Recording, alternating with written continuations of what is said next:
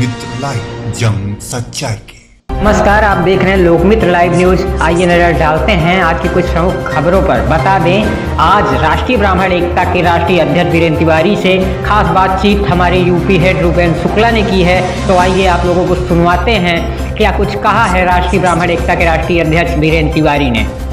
आज हमारे साथ जुड़ रहे हैं जो है लोकमित्र न्यूज चैनल से जुड़ रहे हैं जो है राष्ट्रीय ब्राह्मण एकता के राष्ट्रीय अध्यक्ष वीरेंद्र तिवारी शुक्ला जी। हम इनसे चर्चा करेंगे। जो है प्रयागराज में कुछ दिन पहले जो है ब्राह्मणों की हत्या हुई थी, उसमें कई ब्राह्मणों की जान गई थी।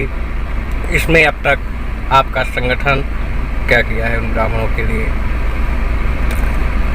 हमारा संगठन जिस दिन ये रात को वारदात होती है, ठीक उसी दिन दूसरे दिन जब पोस्टमार्टम के लिए लाश ले जाई गई, सूचना मिली, तत्काल हमारे संगठन के कुछ लोग इलाहाबाद प्रयागराज पहुँचे और जो भी मदद हो सकी संगठन के तमाम लोग जाकर के मदद किए। उसके बाद हम लोगों ने मांग उठाई कि जिस तरह से निर्मम 4 लोगों की हत्या की गई है, ये बहुत ही लोकतंत्र का हत्या मानी जाएगी, क्योंकि जिस तरह से पुलिस प्रशासन आज सक्रिय है और ब्राह्मण समाज की हत्याएं लगातार हो रही हैं, इसमें कहीं न कहीं योगी सरकार घेरे में आ रही है। और हम योगी सरकार से भी मांग करते हैं कि जैसे अभी 8 दिन पहले कानपुर हत्याकांड हुआ था, उसमें तमाम तरह से तेज़ी देखी गई है।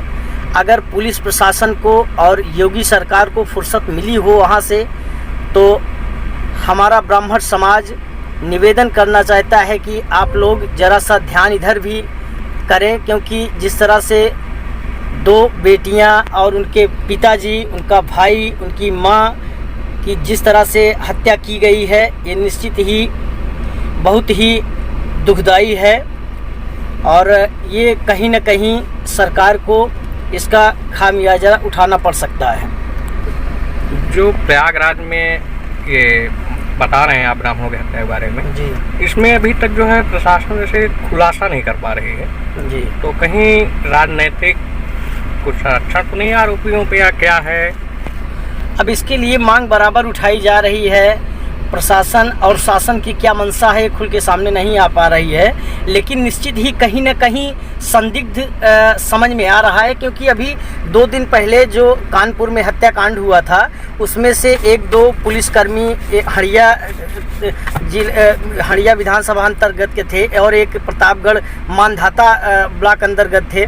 तो वहाँ पर उनके सरकार के मंत्री लोग आए, उन्हें 1 करोड़ की सहायता राशि भी दी गई, लेकिन वहीं पर 4 हत्याएं निर्मम ढंग से की जाती हैं। उनके तमाम तरह के उनके पार्ट्स काट लिए जाते हैं, उनके गलत तरीके से जो हम लोग कह नहीं सकते हैं, इस तरह से निर्मम हत्या की गई है। उसके बाद भी योगी सरकार के एक भी जिम्मेदार व्यक्ति, ना कोई मंत्री, ना कोई विधायक वहां पहुंच नहीं रहा है, ना कोई व्यवस्था उनके लिए है, ना ही कोई सहायता राशि दी जा रही है। ये निश्चित ही ब्राह्मण समाज के लिए पता नहीं क्या हो गया है। योगी सरकार को क्यों नहीं ब्राह्मण समाज की तरफ ध्यान आकृष्ट कर रहे हैं? दूसरी चीज़ अध्यक्ष जी, एक सवाल ये है, इनकाउंटर जो हुआ, इसमें लोग इनकाउंटर में तरह तरह के राजनीतिक पार्टियां जो है सोसाइटी पे लिख रहे हैं, कमेंट कर रहे हैं, वहीं कुछ जो है ब्राह्मण समाज के लोग भी अपनी राय दे रहे हैं। तो इस बारे में, इनकाउंटर के बारे में आप क्या कहेंगे अध्यक्ष जी? नहीं, जिस तरह से महाकालेश्वर उज्जैन में वो जा कर के सरेंडर किया और उसके बाद सरकार को चाहिए था कि पहले कोर्ट में हाजिर कराएं, उसके बाद जो भी कोर्ट का निर्णय आता वो निश्चित ही अगर अपराधी था तो उसको सज़ा मिलती, लेकिन उसके बाद वहाँ से लेकर आए कानपुर के बीच रास्ते में क्या ऐसी बात हुई कि ठीक 10 घंटा पहले वो हाजिर हो रहा है और 10 घंटे के बाद उसको भागने की क्या आवश्यकता पड़ गई, समझ में नहीं आ रहा है। तो निश्चित ही सरकार कहीं न कहीं घेरे में आ सकती है। आप इनकाउंटर मान रहे हैं इसे कि हत्या मान रहे हैं अध्यक्ष जी?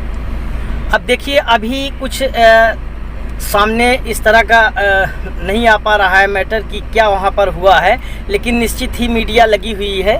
एक दो दिन में कुछ न कुछ तस्वीर वहाँ की सामने आ जाती है, लेकिन निश्चित ही इस मामले में कहीं न कहीं उस परिवार के साथ जो भी हुआ है गलत हुआ है, क्योंकि उनके परिवार को भी प्रताड़ित किया जा रहा है। चलिए ठीक है, विकास दुबे अपराधी था, उसके साथ जो भी हुआ, लेकिन उनके परिवार के साथ जो हो रहा है ये गलत है।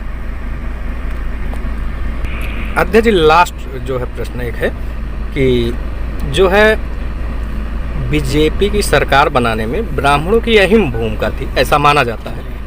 तो कहीं में कहीं ब्राह्मणों के लिए के साथ जो संगठन के लोग सोशल मीडिया पर लगातार लिख रहे हैं, उनके अनुसार हम कह रहे हैं, कहीं में कहीं क्या ब्राह्मणों को ऐसा लग रहा है कि बीजेपी सरकार ब्राह्मणों के हित में नहीं कार्य कर रही है? बिल्कुल ऐसा लग रहा है इस समय, और अनवरत लगभग 1 साल से जिस तरह से ब्राह्मण के ऊपर अत्याचार होता चला आ रहा है, कहीं न कहीं इस जात को अनदेखा किया जा रहा है।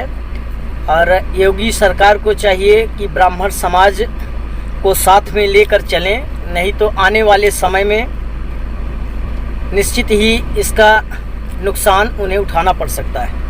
बहुत बहुत धन्यवाद अध्यक्ष जी, खास बातचीत करने के लिए लोकमित्र लाइव न्यूज़ चैनल